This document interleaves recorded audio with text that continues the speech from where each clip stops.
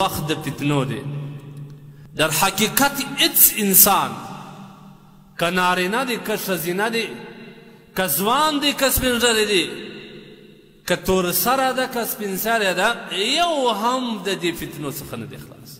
خو الله دې زموږ پر ایمانو باندې فضل کوي. وخت ډېر بد د فتنو حالات ده. انسان په هیڅ رقم باندې ځان نسي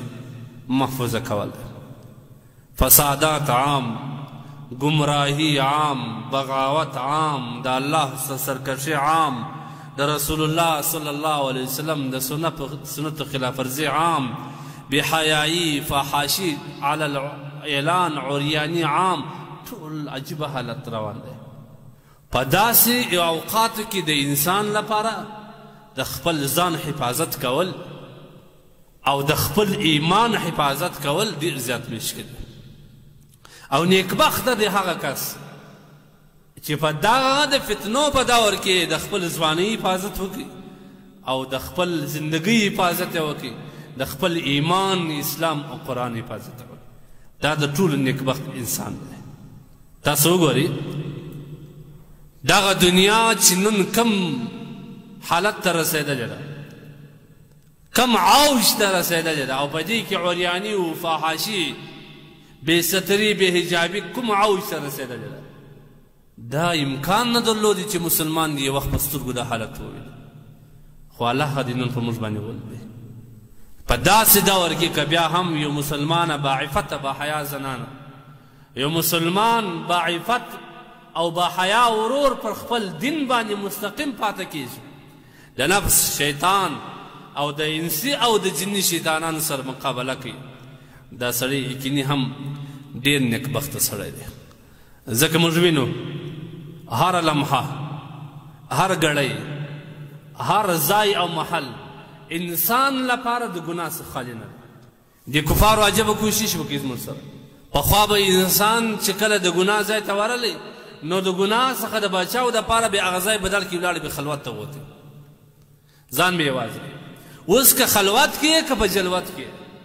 که په بازار کې که په کور کې، ته د ګناه نه خلاصېږي. دا ګناه د یهودو او نصارا دومره عام کړل چې هېڅ انسان د دې څخه خالي نه دی چې کله دې پاخته سوی نه په دې باندې. که بازار دی د ګناه ډک، که محلې دی د ګناه ډک،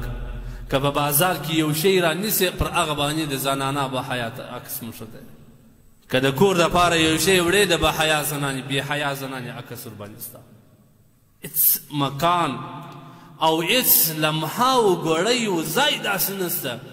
چې انسان دې پکې د دې ځای څخه ووځي، د ګناه او د ځای څخه دې ووځي، یو صفا ماحول ته دې ولاړ سي. په هر ځای کې د ګمراهي او فساد دعوتګران ناست، خلک راکشي. شیطان په کوڅو کې ورته ناست، انسي شیطانان هم دي او جني شیطانان هم دي. د انسان او د مسلمان د خطا ایستلو لپاره او د خپل رب سره د خپل رب څخه د باغي جوړولو لپاره هر کوشش او هر فکر استعمال کړي. لہذا د سترګو بچاوېدل، د غوږ بچاوېدل، د خولې بچاوېدل، د پښو بچاوېدل، د لاس بچاوېدل په دغه دور کې ډېر زیات مشکل چې هسې بازار ته ووتې د سترګو زنا شروع سو، بدنظري شروع سو، دې ته وګوره، دې ته وګوره، دې ته وګوره. بیا د نن زمانې هغه زنانې چې هغوی په کسته ځان د شیطان جال جوړ کړ دی، شیطان د دوی په ذریعه باندې ښکار کوي، پاک دامنه مؤمنان ځوانان، باعفته باحیا ځوانان ښکاروي، راکشي په دا ځان جوړ کړي، مؤمن ځان لره کشي او خپل ځان د مؤمن و طرف ته مایلوي. نو عجیبه د فساد وخت دی، د هر لوري څخه، د هر طرف څخه د عریاني د فحاشي بازارونه ګرم دی. که په بازار ته ولاړ سې، بازارو ته، خاص کر بالخصوص هغه بازارو کې چې د ښځو شان پیدا کېږي، انسان حیران شي چې د ایمان حفاظت څنګه وکړو. که چیرې بل ملک ته ولاړ سې، د خپل ملک حال در باندې ودرېږي، که د دې ولسوالۍ څخه بل ولایت ته ولاړ سې، د ولسوالۍ حال در باندې ودرېږي. یا خدای دا اوس به کوم مصیبت واوښته. زما لپاره د خپلو سترګو حفاظت ګران شو. دا موډه محمد سروز دومره عام وي چې د خپل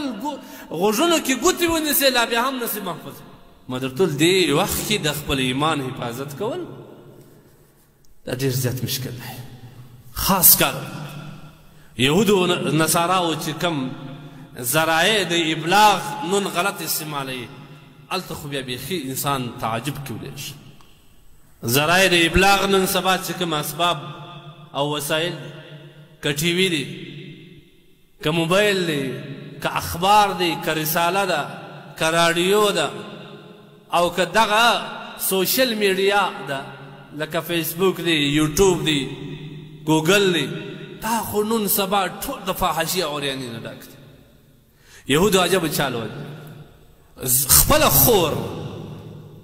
د خپل معاشرې زنانه یې بربنډه کړل زما وستا د مسلمانۍ د خرابېدو لپاره زما وستا هغه صفا سترګې چې پر قرآن یا د الله پر نامه به مشتلې نن دې ظالمانو دومره چالو چلوي پیسې استعمال کړلې فکر یې استعمال کوي دماغ یې استعمال کوي ورباندې کښېنه څه مشاورت یې وکړي آخر دا حل راوایستي چې ما و تا به پیسې هم خپله ضایع کوو ښځه به خپله خورې وي که مور وي هغه به بربنډه کوو بیا به هلته مؤمن مسلمان د خپل عقیدې نه اړو یعنې مشکل دی او هغه چال کې دي تر یو حده کامیابه هم شوه ځکه نن مسلمان پخوا زمانه کې به یو کور کې ټي وي پروت دا ټول کلی به د هغه سړي صفت وایي کله چې به په یو واده کې یو چا ډول دمامه راوستلې وه ټول کلی به سلام ځینې بند کړي عالم به سهار په تقریر کې غندي د ټولو به بد ورباندې کېده اوس سړی څه وکړي ناس په مسجد کې یم د الله په کور کې یم په جیب کې مې سینما پرته ده اوس یې ځان حفاظت د خدای په کور کې ناست یم جیب مې د نامحرمو فاحشه زنانو د عکسونو ډکې د هغوی د ویډیوګانو مې ډکې او بیا زه د الله کور ته هم راځم دا زما مسلمان د کافرانو څومره سوچ وکړي څومره فکر یې وچلوئ ځان یې مصرف کړي دماغ یې مصرف کړي مال یې مصرف کړي دولت یې مصرف کړي خپل ښځې استعمال کړلې د دې عریاني او فحاشي د خپرولو لپاره د اسلام نه پر خلاف چې کفر دی د کفر را لاندې د ټولو زیات غټ سازش نن سبا د یهودو نصاراو پر دغه فحاشي او عریاني باندې زیات شروع دی ځکه تاسو که نه منئ د هر چا سره به نن غټ موبایل دی تاسو د فیسبوک بازار ته ورشوئ د فیسبوک دنیا ته ورشوئ هلته به ته ووینئ څه شی سته ولاړ شئ د یوټیوب دنیا ته ولاړ شئ هلته ټي وي ته ولاړ شئ د ټي وي چینلانو پروګرامو ته ولاړ شئ هلته دغه لا خلاص که سپین ږیري وایي موږ په دې څه پوهېږو صرف دا وګوره ستا په لاس کې راډیو لګېدلې راډیو چې کومه ښځه تا ته غږېږي دا څوک ده د کوم ځای یې تا ته وښه په څو روپۍ تا ته راوست چې تا ته خبرونه وایي او ته ډېر په دقت هم اورې یوه ورځ درڅه پاتې ټوله ورځ خوا به دی نن مې د بي بي سي خبرونه نه دي اورېدلي د دغه نامحرمې اواز اورېدل تا ته جواز شته د یهودو دومره سازش چې زما سپین ږیری زما د معاشرې هغه چې زموږ شملور دی او زموږ معاشره پر ده باندې ولاړه ده د هغې د ذهن د سازي لپاره یهودو دومره سازش وکړي چې دی یې خپله ودې ته تیار کړي چې د ښځې غږ که زه وانورم پر ما ورځ نه تېره شي ولې د ښځې غږ چې کوم دی بي بي سي ده خبرونه دي او خبر که دی نه واوري بیا د دی بېچینه بېسکونه یې کوي دا د دنیا یو ډېر غټ سازش د مسلمانانو سره روان دی او مسلمان اوس هم د غفلت په خوب